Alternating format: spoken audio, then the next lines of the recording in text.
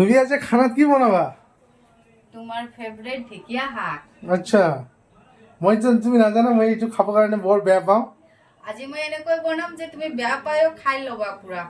জানানে কিহেৰে বনাম? ঠিক আছে, বনোৱা। এই কণীৰে। মজা।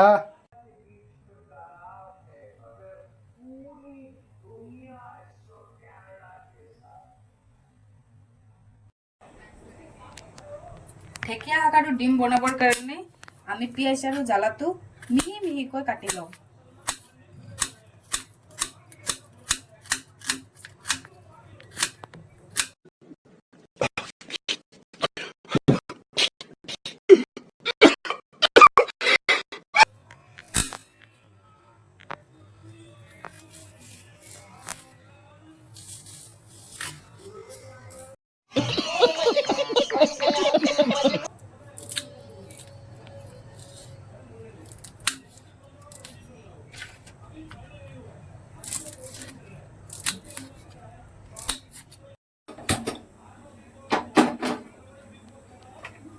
যেতিয়ালৈ কেৰাহীটো গৰম হৈ আছে মই শাকবোৰ কাটি ল'ম সৰু সৰুকৈ।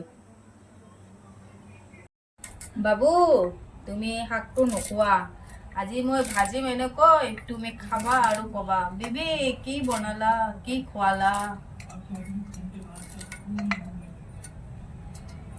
শাকবোৰ মই বেছি ডাঙৰকৈ কাটা নাই আৰু বেছি সৰুকৈ কাটা নাই, একদম মিডিয়ামকৈ কাটিছো। দেখিছেনে কেনেকুৱাকৈ কাটিছো?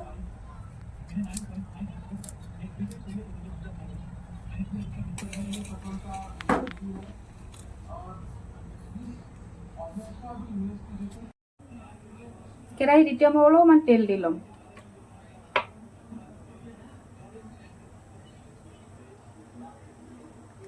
এতিয়া তেল গৰম হৈ গৈছে, কাটি ৰখা পিঁয়াজ আৰু জলকীয়াবোৰ মই ইয়াত দি কেনে ৰঙা হোৱালৈ ভালকৈ লাৰি ল'ম।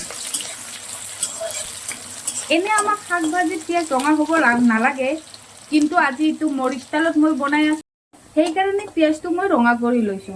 এতিয়া পিঁয়াজটো ৰঙা হৈ গৈছে, কাটি ৰখা শাকবোৰ মই এই পিঁয়াজটোৰ ওপৰত দি দিম।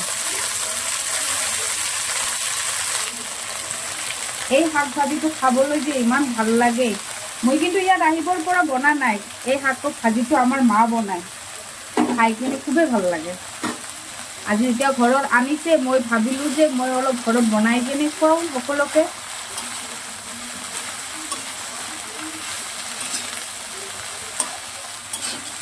এতিয়া শাকটো মই ভালকৈ মিলাই কেনে ওপৰৰ পৰা অলপমান নিমখ দি দিম।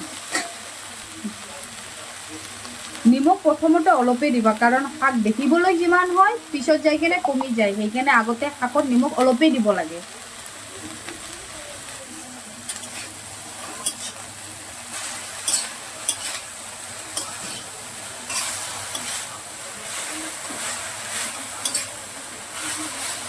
এতিয়া মই ঢাকনিটো লগাই দিম।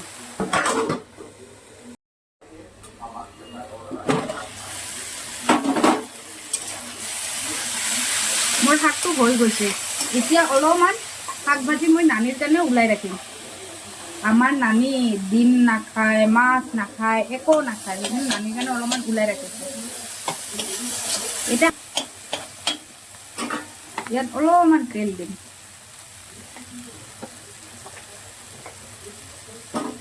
আৰু এই কণী দুটা ইয়াত ভাঙি দিম।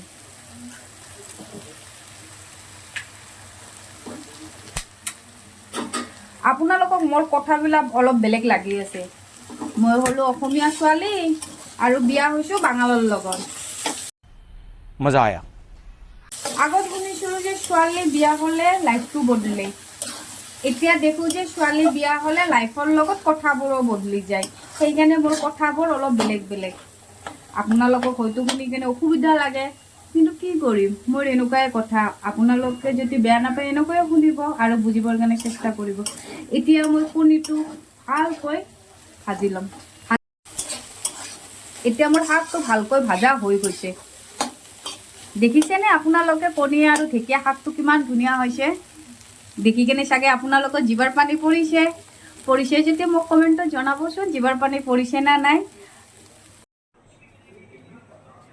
আপোনালোকে দেখিছেনে মোৰ শাক ভাজিৰ মাজত এখন দেৱাল আছে, দেৱালৰ এইফালতো আমাৰ আৰু এইফালতো আমাৰ নানীৰ। আপোনালোকক যদি মোৰ এই কুকিঙৰ ভিডিঅ'বোৰ চাই ভাল লাগি আছে তেনেহ'লে লাইক কৰিব, শ্বেয়াৰ কৰিব আৰু লগতে ছাবস্ক্ৰাইব কৰিব।